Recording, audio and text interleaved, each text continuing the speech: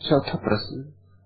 भगवान, कोई 10,000 वर्ष पहले वेद के ऋषियों ने एक प्रश्न पूछा था, कस्मै देवाय हविषा विधेम, हम किस देव की स्तुति व उपासना करें? क्या यह प्रश्न आज भी प्रासंगिक नहीं है? क्या इस पर पुनः कुछ कहने की अनुकंपा करेंगे? आनंद मैत्रेय, यह प्रश्न न तो उस दिन प्रासंगिक था न आज प्रासंगिक है। हम किस देव की स्तुति व उपासना करें, ये मौलिक रूप से गलत प्रश्न है। और जब गलत प्रश्न पूछा जाता है तो फिर गलत उत्तर पैदा होते। तो कोई कहेगा गणेश जी की पूजा करो, और कोई कहेगा कि शिव जी की पूजा करो, और कोई कहेगा कि रामचंद्र जी की पूजा करो, और कोई कहेगा कृष्णचंद्र जी की पूजा करो। फिर विवाद उठेगा, झगड़े खड़े होंगे। ये प्रश्न ही गलत है। कस्मै देवाय हविषा विधेम, किस देवता को हम पूजें? इसमें जोर है देवता के चुनाव पर, इसलिए इसे मैं गलत प्रश्न कहता हूं। ये किसी साधारण जन ने पूछा होगा, वेद में इसका उल्लेख है, मगर वेद में सभी वचन ऋषियों के नहीं हो सकते, क्योंकि वेद को मैंने देखा तो मैंने पाया अधिकतर बातें तो इतनी छोटी, इतनी ओछी कि वेद में होनी ही नहीं चाहिए थी। लेकिन उनके होने का कारण, वेद उस समय की एनसाइक्लोपीडिया ब्रिटानिका है। जो भी उस समय की जानकारी थी सब वेद में डाल दी गई, अच्छी बुरी, छोटे लोगों की, बड़े लोगों की, अज्ञानियों की, ज्ञानियों की, सब इकट्ठा कर दिया गया। उसमें तुम्हें छांटना होगा। महर्षियों के वचन तो बहुत थोड़े, अधिकतर वचन तो अज्ञानियों के। कोई प्रार्थना कर रहा है इंद्र से कि हे इंद्र, मेरे दुश्मन के खेत में वर्षा ही मत करना। अब ये कोई महर्षि ऐसी प्रार्थना करे? एक तो महर्षि किसी को दुश्मन क्यों मानेगा? और चलो मान भी लिया कि दुश्मन कोई है, तो ऐसी प्रार्थना करेगा कि उसके खेत में पानी कम बरसाना। और न केवल महर्षि इस तरह की प्रार्थना कर रहे हैं, इंद्र देवता इस तरह की प्रार्थनाएं मान भी रहे। न तो महर्षि मालूम होते, न इंद्र देवता मालूम होते, क्योंकि ऋषि कह रहा है कि नारियल चढ़ाऊंगा, रुष्वत दूंगा, कह रहा है ठीक अर्थों में। इसलिए भारत से रुष्वत का मिटना बहुत मुश्किल है। ये बड़ी पुरानी परंपरा है। हम देवताओं को रुष्वत देते रहे, भगवान को रुष्वत देते रहे, राजाओं महाराजाओं को रुष्वत देते रहे। रघुकुल रीत सदा चली आई, ये तो चलते ही रहा। अब उसी तरह जो भी अब है, प्रधानमंत्री, राष्ट्रपति, कि गवर्नर, कि कमिश्नर, कि कलेक्टर, कि डिप्टी कलेक्टर, कि इंस्पेक्टर, कि हवलदार, कि चपरासी, जो भी जहां जरूरत है, हमें एक बात पता है कि नारियल चढ़ाने से सब कुछ होता है। इस देश में रुष्वत तो धार्मिक कृत्य है, इसलिए इस देश से रुष्वत को मिटाना बहुत मुश्किल है। दुनिया के किसी देश में इस तरह की रुष्वत नहीं चलती। चल ही नहीं सकती कि लोगों को थोड़ा सम्मान है अपना। अगर तुम किसी आदमी को रुष्वत देने को कहोगे तो वो चांटा मार देगा तुम्हें कि तुम उसका अपमान कर रहे हो। तुम कह रहे हो कि वो अपने कर्तव्य को बेच दे 2 पैसे में, तुम उससे उसकी आत्मा बेच देने का आग्रह कर रहे हो 2 पैसे में। पहले तो कोई देने की हिम्मत नहीं करेगा, और देने की किसी ने हिम्मत की तो उत्तर में बहुत कठिनाई में पड़ जाएगा। इस देश में लेकिन लेना देना बिल्कुल प्रेम से चलता है।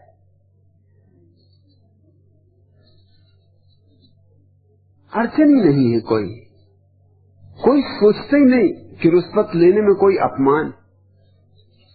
देने वाला भी नहीं सोचता कि वो अपमान कर रहा है, देने वाला सोचता सम्मान कर रहा है, लेने वाला भी सोचता सम्मानित हो रहा हूं। अगर न दो रुष्वत तो अपमान है। पुरानी आदतें, परंपरागत। ये पूछना कि किस देवता की उपासना करें, ये प्रश्न ही गलत है। ये किसी ऋषि का नहीं हो सकता। ऋषि तो उपासना करता है, देवता का सवाल ही नहीं। ये सारा अस्तित्व दिव्य है, इसमें कहां पूछना किसकी करें और किसकी ना करें। ये पूछना कि मैं किस देवता के सामने झुकूं गलत आदमी का सवाल है। सही आदमी पूछता है झुकने की कला क्या है। मेरी बात को ठीक से समझ लेना। सही आदमी पूछता है झुकने की कला क्या है। वो ये सवाल ही नहीं किसके सामने झुके, झुकने की कला। फिर जहां भी झुक जाओ वही परमात्मा। गलत आदमी पूछता है कि परमात्मा हो तो मैं झुकूं। सही आदमी कहता है कि जहां मैं झुक गया वहीं मैंने परमात्मा पाया। झुकना पहले है, परमात्मा पीछे है। और गलत आदमी कहता पक्का हो जाए कि यही सज्जन परमात्मा है, यही देवता काम पड़ेगा, कि ये है भी देवता कि नहीं। इस प्रश्न में यही सारी बातें छिपी। कस्मै देवाय हविषा विधेन। किसकी स्तुति करें, किसकी उपासना करें। असल में जो अनुवाद किया है आनंद मैत्रेय, हम किस देव की स्तुति व उपासना करें, वह अनुवाद भी थोड़ा सा भिन्न है मूल से। कस्मै देवाय हविषा विधेन। हविषा का अर्थ होता है भेंट किसको चढ़ाएं, रुष्वत किसको दें। उसका ठीक ठीक अर्थ होता है भेंट। डाली किसको भेजे, कौन काम पड़ेगा। लड़का बीमार है, पत्नी मिलती नहीं, नौकरी खो गई, दिवाला निकल गया। अब कौन है देवता जो दिवाले को दिवाली में बदल दे। उसकी हम भेंट करेंगे, उस पर हम उपासना करेंगे, प्रार्थना करेंगे, स्तुति करेंगे, उसके चरणों में सिर पटकेंगे। मगर पक्का हो जाए कि वो कर भी सकता है कि नहीं, उसकी सामर्थ्य में भी है ये बात या नहीं, तो फिर दावेदार पैदा होते हैं, पंडित पुरोहित पैदा होते हैं। वो कहते हैं कि ये है असली देवता, इस देवता का ये रहा मंत्र, इसी मंत्र से ये देवता सिद्ध होगा। और मंत्र की भी ये विशेष पद्धति है, इसमें इंच भर फर्क किया कि चूक हुई कि फिर देवता से संबंध छूट जाएगा। और मैं ही कान फूंकूंगा तुम्हारे, और मैं ही तुम्हें विधि बताऊंगा, और तुम किसी को ये विधि बताना मत। ये सब धंधे फैलाने के उपाय नहीं। ये प्रश्न ऋषि का नहीं है, ये प्रश्न बहुत सामान्य जन का होगा। ऋषि तो पूछेगा झुकने की कला क्या है, निरअहंकार होने की कला क्या है, मैं कैसे मिट जाऊं। सोरे नाकू से बरहमन हो कि हो बांगे हरम, छुप के हर आवाज में तुझको सदा देता हूं मैं। फिर चाहे मंदिर में शंख बजता हो कि चाहे मस्जिद में अजान, कुछ फर्क नहीं पड़ता। सोरे नाकू से बरहमन, ब्राह्मण के शंख का नाद। सोरे नाकू से बरहमन हो कि हो बांगे हरम, कि काबे में नमाज पढ़ी जा रही हो कि काबे से अजान उठ रही हो, कुछ फर्क नहीं है। छुप के हर आवाज में तुझको सदा देता हूं मैं ही हर आवाज से तुझे पुकार रहा हूं। मैं हूं ब्राह्मण के शंख की आवाज और मैं ही हूं सुबह सुबह मस्जिद से उठती हुई अजान। सब आवाजें मेरी हैं और सब आवाजें तुझे एक की तरफ समर्पित है। किस देवता की स्तुति करें? क्या बहुत परमात्मा है दुनिया में? परमात्मा एक है, उस एक की ही स्तुति है, उस एक की ही उपासना है। और उपासना में उस एक को पहले नहीं जाना जा सकता कि वो कौन है। उपासना करने के बाद ही उसका अनुभव हो सकता है। परमात्मा को जान लेंगे फिर प्रार्थना करेंगे। अगर तुमने ऐसा निर्णय लिया तो तुम न कभी परमात्मा को जानोगे न कभी प्रार्थना करोगे। तुमसे मैं कहता हूं प्रार्थना करो ताकि परमात्मा को जान सको। प्रार्थना पहले है, प्रेम पहले है। तुम प्रार्थना का मजा लेना शुरू करो। तुम प्रार्थना में मस्त हो, तुम प्रार्थना में उन्मत्त हो, तुम प्रार्थना की शराब पियो, परमात्मा खुद खींचा चला आएगा। कच्चे धागे में बंधे चले आएंगे। वो जो मालिक है, तुम्हारा जरा कच्चा सा धागा भी प्रार्थना का हो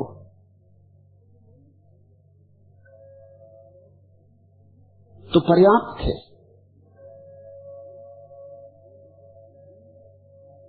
जबीन काबे में रख दी या सरे कुएं बूता रख दी, गरज अब उठ नहीं सकती, जहां रख दी वहां रख दी। जरा तरकीब सीखो सिर रखने की, सिर टेकने की, झुकने की, और जहां सिर रख दो फिर वहां से उठे ना, फिर घबराओ मत। परमात्मा तुम्हें खोजता आ जाएगा। इतना समर्पण हो और परमात्मा न मिले, ऐसा कभी हुआ है? हजरत जाहिद तुम्हें जन्नत दिखा लाएंगे। रिंद फूल खिलने दीजिए, चश्मे उबलने दीजिए। जरा पियकड़ों का साथ करो। क्या पूछते हो? कसमे देवाए हविसा विदेन। किस देवता की मैं स्तुति करूं, किस देवता को भेंट चढ़ाऊं ताकि उपासना करूं? अरे रिंदों से दोस्ती करो, पियकड़ों से दोस्ती करो, जो पिए बैठे, जो मदहोश से भरे, जो उसके ध्यान में लीन है, जो उसके प्रेम में डूबे, जो उसकी प्रार्थना में नाच रहे, उनसे दोस्ती करो, उनका सत्संग करो। हजरत जाहिद तब, हे ज्ञानी पंडित, हे विरागी पंडित, हजरत जाहिद तुम्हें जन्नत दिखा लाएंगे रिंद। तब ये पीने वाले पियक्कर तुम्हें स्वर्ग दिखला लाएंगे। फूल खिलने दीजिए, खिलने दो फूल, झरने टूटने दो, प्रेम के, प्रार्थना के। मत पूछो किसकी प्रार्थना करें, यही पूछो प्रार्थना क्या है। यही पूछो प्रार्थना कैसे करें। मत पूछो किसका ध्यान करें, यही पूछो कि ध्यान क्या है, ध्यान कैसे करें। मेरे पास भी लोग आके पूछते, वो पूछते ध्यान किसका करें। गलत प्रश्न उन्होंने शुरू किया। किसका? बस वो पूछ रहे हैं कि गणेश जी का, क्या हनुमान जी का। क्या बैठ के आंख बंद करके हनुमान जी को देखें? जरा सावधानी रखना। हनुमान जी को देखा हनुमान जी ही हो जाओगे, गणेश जी को देखा गणेश जी हो जाओगे, जिसको देखोगे वही हो जाओगे, क्योंकि उसी में रंग जाओगे, उसी में पक जाओगे। जरा सावधान रहना। ज्यादा गणेश जी को देखा सून निकलेगी, ज्यादा हनुमान जी को देखा पूंछ निकलेगी। किसका ध्यान, किसका सवाल ही नहीं। ध्यान तो चित्त की निर्विषय अवस्था है, उसमें कोई विषय होता ही नहीं, न गणेश जी न हनुमान जी। बुद्ध ने कहा है अगर तुम्हारे मार्ग में कहीं मैं आ जाऊं तो तलवार उठा के मेरी गर्दन काट देना। किस मार्ग की बात कर रहे हैं बुद्ध? ध्यान के मार्ग की। वो कह रहे हैं ध्यान में अगर मैं भी आ जाऊं तुम्हारे तो तलवार से काट देना, हटा देना मुझे, क्योंकि ध्यान है शून्य, निर्विकार, निर्विचार चित्त की अवस्था। और तुम पूछ रहे हो किसका करें? तुम पूछ रहे हो ध्यान में किसको भरे? और ध्यान है खाली करना। बात ही गलत हो गई, शुरू से ही गलत हो गई। मगर तुम्हें पंडित पुरोहित यही समझाते रहे कि इसका करो ध्यान, उसका करो ध्यान। सदियों सदियों से गलत बातें कही गई, तुम उनके आदी हो गए। तू हुस्न की नजर को समझता है बेपनाह, अपनी निगाह को भी कभी आजमा के देख। पर्दे तमाम उठा के न मायूस से जलवा हो, उठ और अपने दिल की चिलमन उठा के देख। सवाल ये नहीं कि किसका ध्यान, जरा भीतर का पर्दा उठाना। तू हुस्न की नजर को समझता है बेपनाह, अपनी निगाह को भी कभी आजमा के देख। जरा अपनी दृष्टि को आजमाओ, अपने दर्शन की क्षमता को आजमाओ। पर्दे तमाम उठा के न मायूस से जलवा हो। उठा चुके बहुत पर्दे मंदिरों के, मस्जिदों के। मायूस ना हो जाओ, उदास न हो जाओ, हताश न हो जाओ। उठ और अपने दिल की चिलमन उठा के देख। एक ही पर्दा उठाने जैसा है, वो अपने दिल पे पड़ा हुआ पर्दा है। किस बात से बुना गया है वो पर्दा? विचार से और वासना के ताने बाने से बुना गया पर्दा है। विचार और वासना को हटा दो, एक क्षण को भी न विचार हो न वासना हो। ध्यान अवतरित हो गए और ध्यान में तुम जानोगे सब कुछ परमात्मा है, तुम भी कण कण परमात्मा है। परमात्मा कोई व्यक्ति नहीं, परमात्मा समष्टि का नाम।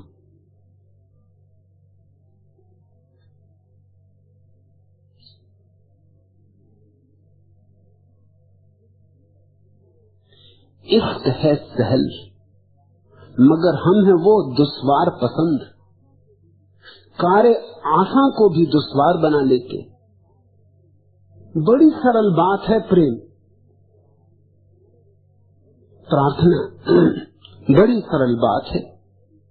इश्क है सहल मगर हम है वो दुश्वार पसंद, मगर हम कुछ ऐसे उल्टे हैं कि हमें कठिनाई जैसी, हम चीजों को उलझा लेते हैं, कठिन बना लेते, कार्य आशा को भी दुश्वार बना लेते। जो बात सरलता से हो सकती थी उसको भी खूब कठिन कर लेते हैं। क्यों? क्योंकि अहंकार को सरल बात करने में मजा नहीं आता। कठिन कोई बात तो करने में मजा आता। जितनी कठिन हो उतना अहंकार को लगता है कि हाँ करके दिखाऊंगा। बात सरल हो तो अहंकार कहता है ये तो कोई भी कर लेगा, इसमें क्या खूबी, इसमें क्या अहंकार को भोजन मिलेगा। तो हमने प्रेम को, प्रार्थना को भी कठिन बना लिया है, अन्यथा बात बड़ी सरल है।